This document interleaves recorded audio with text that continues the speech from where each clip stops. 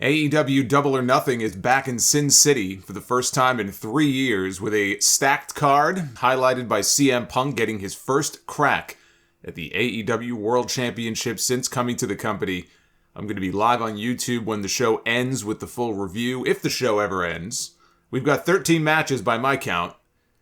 Let's run through these predictions. We've got Hook and Danhausen on the buy-in pre-show. Hookhausen taking on Tony Nese and Smart Mark Sterling. The Hook and Danhausen act is over. There's no doubt about it, whether you like it or not. The people love it.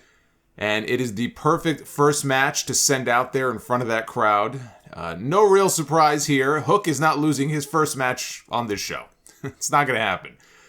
But I see Danhausen getting the win. Maybe after Hook puts one of them out with the red rum, he sneaks in, gets the pin, probably on Mark Sterling. But Hook and Danhausen go over. On Rampage on Friday, we had 2 new matches added to an already stacked card. A card, frankly, that didn't need any more matches. We got 2 more of them.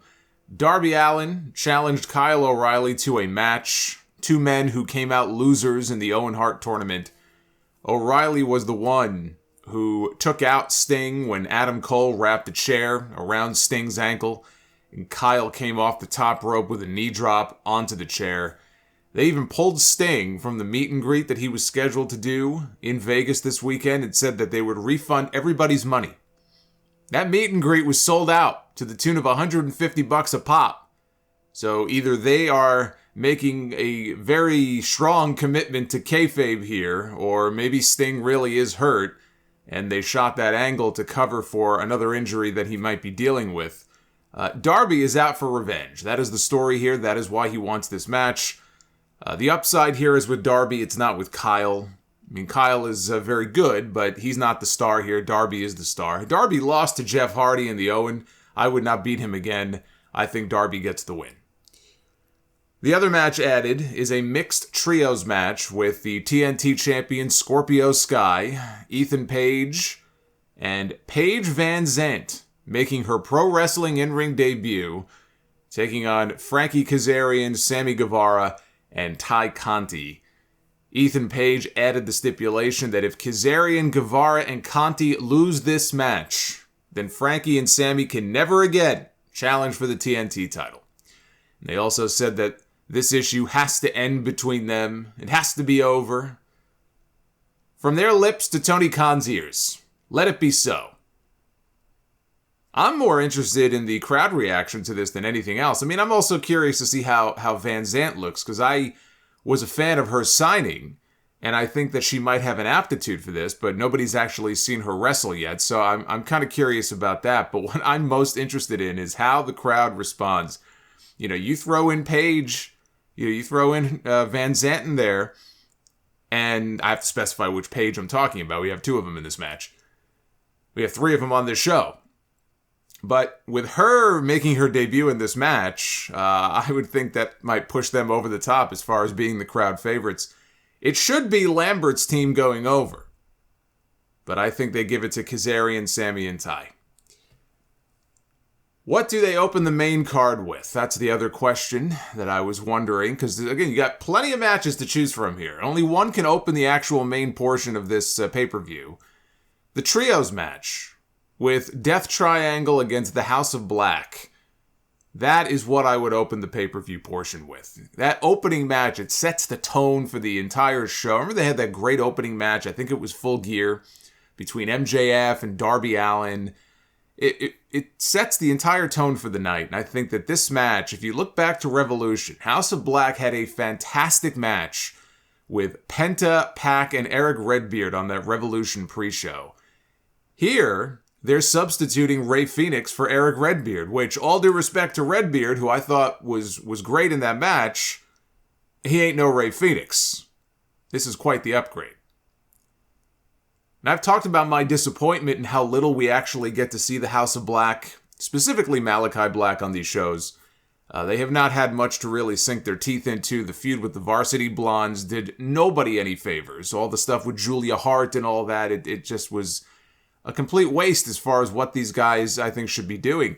The pending trios titles are tailor-made for either of these teams, but we still have no idea when Tony Khan plans to introduce them. I wouldn't beat the House of Black yet. I think they go over here, and I would book them in a program soon with the Blackpool Combat Club. So we also, out of that, get some singles matches. Malachi against Moxley, Danielson against Buddy Matthews. A lot of great potential there. That's where I'd like to see them go. But as far as this match goes, it's a win for the House of Black. Samoa Joe, one-on-one with Adam Cole for the first time ever in the finals of the Owen Heart Foundation tournament. When Joe debuted at Supercard of Honor and joined Tony Khan in the post-show scrum, he made it very clear he wanted to be in the Owen. When they said, why are you here? What are your goals here? What does Samoa Joe want to do other than dominate in Ring of Honor? It was one of the first things he said. He wants to be in the Owen Hart tournament. He got his wish, and he has made it all the way to the finals, but I think that's as good as it gets for Samoa Joe in this tournament, and I think that's due to interference from Jay Lethal, Sanjay Dutt, and Satnam Singh. Joe is in the middle of feuding with them. I think they factor into this. Adam Cole is going to win the Owen. And, the other night, I think I was a little harsh on this tournament when I said that there really haven't been any memorable matches up to this point. There's been some really short ones, but there's been nothing that people are really going to remember. But on the men's side, that's not true. On the men's side, I did very much enjoy Dax against Cash. And you don't have to like the match between Jeff Hardy and Darby Allin. And there was a lot to hate about what they did in that match. You don't even have to be a fan of that match to admit that you are damn sure going to remember all the crazy shit they did to each other in that match. For better or worse, we're going to remember that match for a long time. So there have been some memorable moments. I think it's a win for Adam Cole. Dr. Britt Baker, DMD, in the Owen Hart Foundation Tournament Finals, goes up against Ruby Soho, who beat Chris Statlander to advance on Rampage Friday night. This is one of 3 women's matches on this 13-match card. I was upset that Statlander lost on Friday. It's not often I'm watching these matches on these shows and I get upset about, certain someone going over, at least maybe not with AEW so much as WWE. But that bothered me.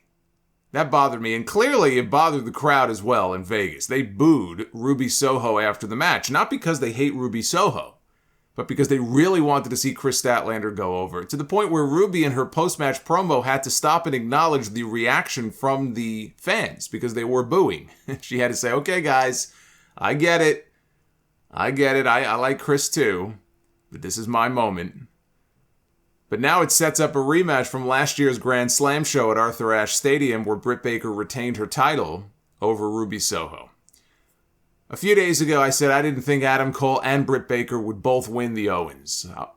Cole, yes. Britt, I figured she was going to go over all the way to the finals and then lose to whoever the babyface was. But that was before Ruby Soho won.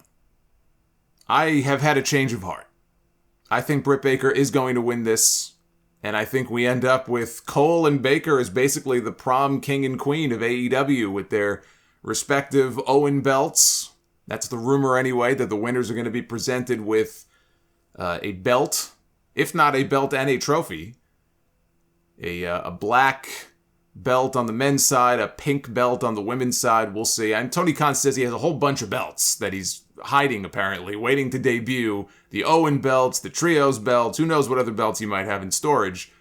But I think that's what we end up with. I think that we have Cole go over on the men's side, and I think Britt Baker goes over on the women's side, even though she really doesn't need it. But I just don't see Ruby Soho going all the way. If she does, great.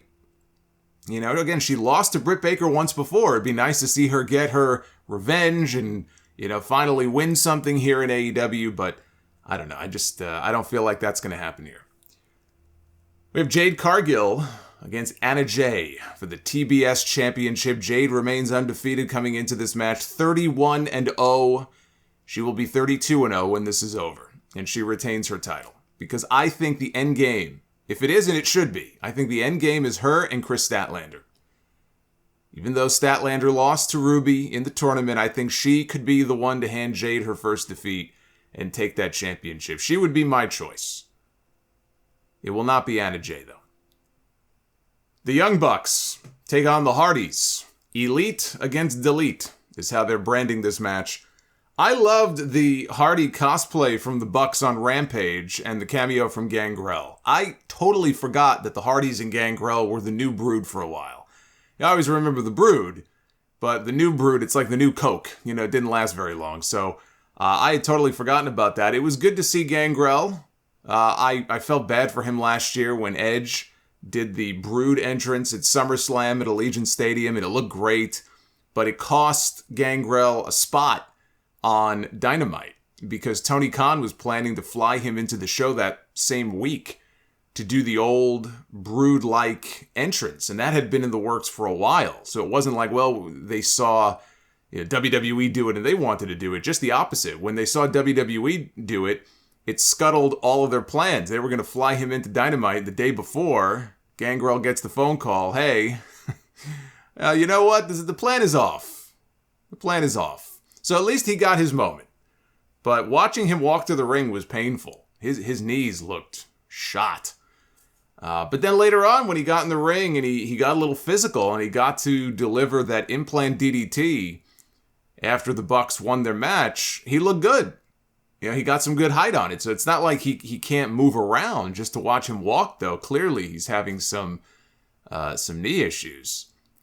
But the Bucks turned on him at the end of that segment, and then that led to the Hardys coming out to make the save. They have not dedicated a lot of television time to set things up between these two teams. There is a history there. These two teams met at the ROH Supercard of Honor show in 2017 in a ladder match for the Ring of Honor Tag Team titles. That was the night before the Hardys returned to WWE at WrestleMania in Orlando. The Bucks won that match. I think Matt and Jeff pick up the win here to set up the eventual rubber match to break the tie. And I think the Hardys need to win that one as well, because the bigger story here, as beat up as Matt and Jeff might be, and there are some weeks where both of them look, old and slow, and then there's other weeks where there's a little more pep in their step. But clearly, they're older, they're more beat up. That's what happens, especially when you work that kind of style. Even despite that, the story is their quest to become the AEW Tag Team Champions, the only pair of tag team belts left that they have not won. This is the final Hardy run together. They have said the same thing. This is the last run, the last hurrah for the Hardy Boys. They need to beat the Bucks to make that story work as they continue to work their way through that division. So the Hardys win. Jungle Boy and Luchasaurus, speaking of the tag team titles, they defend their AEW tag team titles against Team Taz, Ricky Starks and Powerhouse Hobbs, and the team of Keith Lee and Swerve Strickland. On Dynamite, they gave us a preview of this with Jungle Boy, Ricky Starks, and Swerve in a triple threat match. There will be a lot of insanity. There will be a lot of dives. I know I'm really going out on a limb by predicting that for an AEW show, but there's going to be a lot of dives. Jurassic Express, they have held the titles for almost 5 months. They successfully defended them against Red Dragon and the Young Bucks at Revolution in another 3-way match. I don't see lightning striking twice. When this is over, Keith Lee and Swerve Strickland will be the new AEW Tag Team Champions. I don't think Starks and Hobbs need it. And Starks already has the FTW title anyway. I'll be watching to see what, if any, role Christian Cage plays in the finish, because I think the split is coming soon with him and Jurassic Express, and I think he should be the one going heel and then wrestling Jungle Boy. I think he would be a great person for Jungle Boy to work against, and it would get Christian back in the ring because he hasn't done much lately. We haven't seen too much of Christian. And he's not getting any younger either. Who knows how many more great matches he's got left in him every year that goes by. Him and Jungle Boy, I think, would be a lot of fun to watch. To get there, though, there has to be a fracture within the team, and we might just see the start of that here at the pay-per-view. But I think Keith Lee and Swerve Strickland are going to pick up the gold, and they're going to be your new champions. And Wardlow finally gets his match against MJF. This is the match I am looking forward to the most out of all 13 on this show. This has also been the best built match on the entire show, even more than the main event. They have booked this thing to perfection so far. MJF has been tormenting this man ever since Revolution, and really even before that, he's been treating this guy like shit. Like his manservant.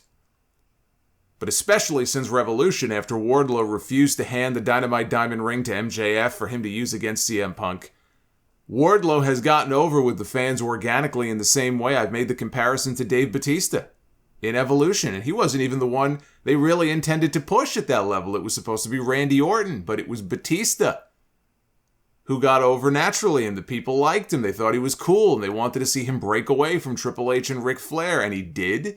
And he went on to WrestleMania to become the world champion and the number one guy in the company, at least until John Cena got more over than he was. But I see this in a similar way. Wardlow was not so much the focus of things. They weren't, shoving him down people's throats or anything like that. He just has this aura about him.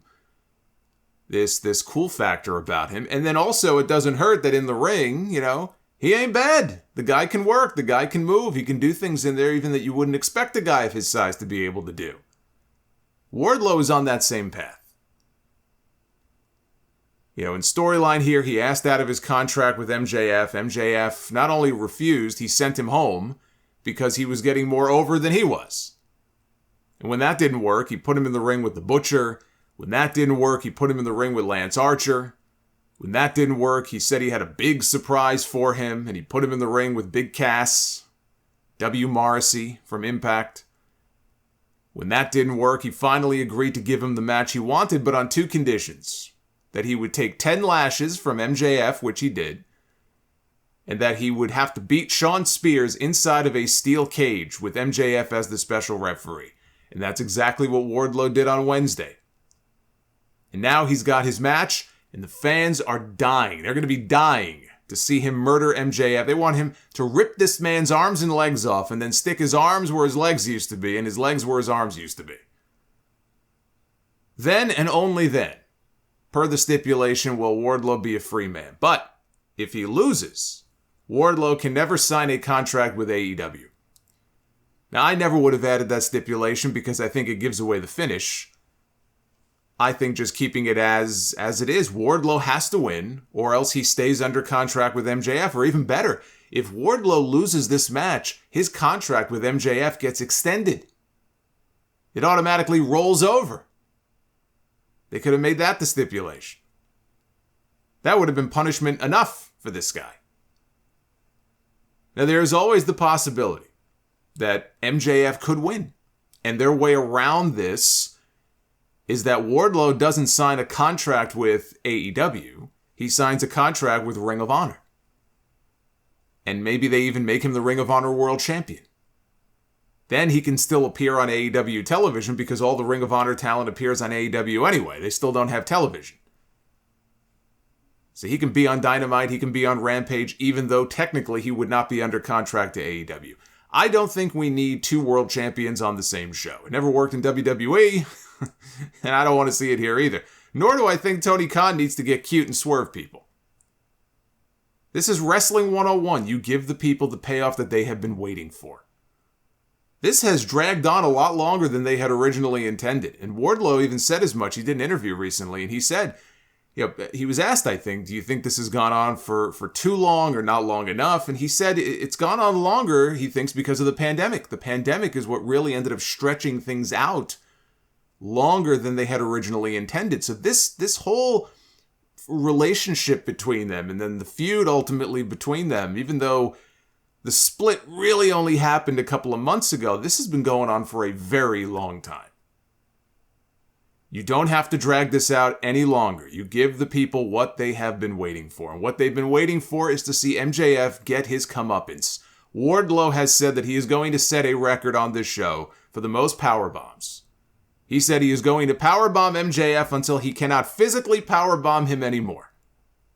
Wardlow is going to win this match, and they will close out this story the right way because they have handled this right every other step of the way. So why should this be any different? This is one of the great booking success stories, I think, of Tony Khan.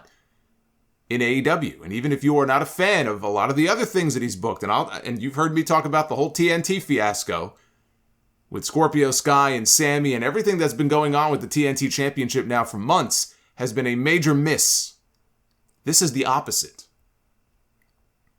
So why should this be any different? And I don't think this should lead to a rematch either. I don't think this needs an immediate rematch. Wardlow wins, he moves on. He's free. When MJF eventually wins the AEW World title, and he will, they could revisit this and have Wardlow be the one to eventually take the title from him. I think I've thrown Darby Allin's name out there maybe eventually, but it could be Wardlow. And that probably would make for an even better story. But that would be for way down the road. For now, it's the Powerbomb Symphony for the win for Wardlow. We have Anarchy in the Arena. Or as Excalibur called it on Friday night. I think he said how did he say it? They're calling the match Anarchy in the Arena. I think he did the inverse. And he called it Arena in the Anarchy or something. This poor guy, he doesn't know what he's saying anymore. He talks so fast sometimes, I don't even think he knows what he's saying. We have the Jericho Appreciation Society against Jon Moxley, Bryan Danielson, Eddie Kingston, Santana, and Ortiz. This has been one of the few things I have not really enjoyed on these shows. Second only to the TNT title stuff. The segments have been very hit or miss, mostly miss.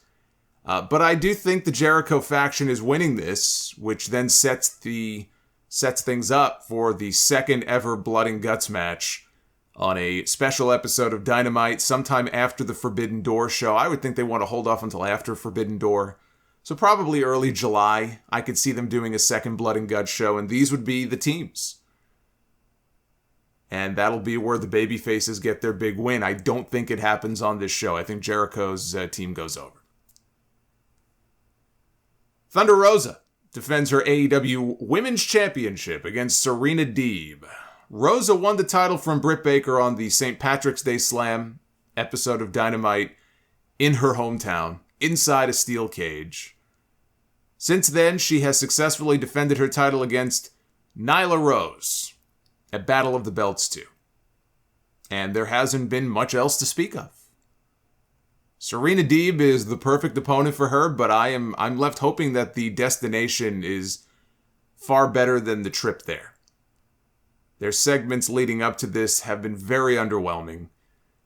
Rosa had a nice little promo on Wednesday, showed a lot of fire and a lot of passion, and, she didn't have the makeup on. She said, this is the real me, and, she's out to prove something. She's talked in the past about how when she was, early in her career, she would travel around in California watching Serena Deeb wrestle, so she's always looked up to her and respected her, and Deeb, of course, the story is that she feels disrespected, and that's the basic story here. But Thunder Rosa thinks she's the best wrestler on the roster. She's tired of being, Serena Deeb, rather, thinks that she's the best. She's tired of being disrespected by everybody.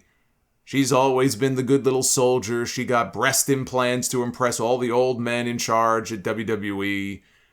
Then she willingly shaved her head to join the straight edge society. She's always done what other people wanted her to do, or what she thought other people wanted her to do. Now she's going to do something for herself. She's never gotten her just due. At Double or Nothing, she can finally win a world championship. That's the basic story. But Thunder Rosa is not dropping that title 2 months after winning it. Not going to happen. And as lackluster as her run has been so far, and I don't blame her for that. I blame the booking for that. I don't blame Thunder Rosa for that. She deserves better, and she's going to retain her championship here and go on. Hopefully whatever she ends up in next will be more exciting than the build-up to this match. The match itself, though, should be very good. They give them some time. Deeb is a pro. We know Thunder Rosa is very good. I think the match itself will end up being very good. And in our main event, Hangman Adam Page puts the AEW World title on the line against CM Punk. Punk is looking to hold his first title in wrestling in 9 years. A lot of people shit on Page's run as the champion. They call him weak. He's had some great matches. including the match with Omega at Full Gear when he won the title. In the ring, he has been anything but weak. When that bell rings and you expect the champion to go out there and deliver on the big stage, I believe he's done that. But those people are right in that Hangman as champion doesn't feel like the biggest star in the company. He doesn't feel like as big of a deal as Jon Moxley was or Kenny Omega. It's not just about the in-ring stuff. His promos, I think, have improved recently. He's done some better promo work than I've seen from him. The last few shows, we've seen an angrier Hangman. On Wednesday, he was livid, talking about Punk. Even Punk couldn't understand why he was so mad. It's like, why are you mad, bro? What's going on? He said, this isn't personal, it's just business. Why so serious? To Paige, it's meant to feel personal. And why? I don't think he did a great job of articulating this, but the idea is that he sees through CM Punk. He thinks that he is being disingenuous. He's not here to help other people. He's in it for himself. Eddie Kingston called attention to the same thing in his feud with CM Punk in some of their promos and their past together on the indie scene, not liking Punk. Punk hasn't done or said anything on AEW television, though, that would lead the viewer to believe that. There's been no hints of anything. But Paige believes it to be true. He's not trying to beat CM Punk. He says he's trying to save AEW from Punk. It's like the storyline in TNA with Sting and Hogan. That's what it reminds me of. When Hogan and Bischoff came in, Sting was acting like the bad guy. He was being treated like the heel. That was what led to the Joker Sting stuff. But really, he was trying to warn people. He was trying to show people Hogan's true colors. And eventually, he was proven right. But at first, it looked just the opposite. What is Sting doing? Now, maybe Punk wins and it drives Hangman over the edge and he ends up going heel. Or maybe Punk wins and he proves Hangman right and Punk ends up as the heel. I think there's less of a chance of that happening. I do think there's money in a CM Punk heel turn. Now is not the right time for it. Not just with the Forbidden Door in Chicago next month, but because I still feel that MJF is going to be the one to take that belt from Punk. And Punk has to still be a babyface for that to work. Hangman might let his emotions get the better of him. And I predict that CM Punk will walk out of Las Vegas the new AEW World Champion.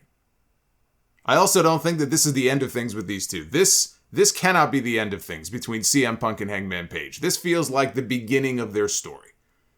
This does not feel like the end. But I do think Punk is walking out with that belt. So I'm going to be live on YouTube as soon as the show is over for the full review. It's going to be a late one, as all of these AEW pay-per-views are. Remember, they only do 4 of them each year. So they try to squeeze as much into these as humanly possible. I do want to tell you, though, about the Wrestle Rumble Double or Nothing Pick'em contest. Time is running out to enter. The cutoff time for entries is right when the pay-per-view goes on the air at 8 p.m. Eastern. The winner gets $1,000 cash. All you need to do is go to WrestleRumble.com, answer a series of prop questions like, how long will the Punk and Hangman match be? Which wrestler will eat the pin or the submission loss in the tag team title match? And how many tables will break during the 10-man tag? All you got to do is go to WrestleRumble.com to enter, and you could end up $1,000 richer. So thank you to our friends over at WrestleRumble.com. They're good people. And again, I'm going to see you guys live on YouTube as soon as Double or Nothing goes off the air. We go on the air. We'll break the whole thing down for you. So I'll see you guys back here on Sunday night.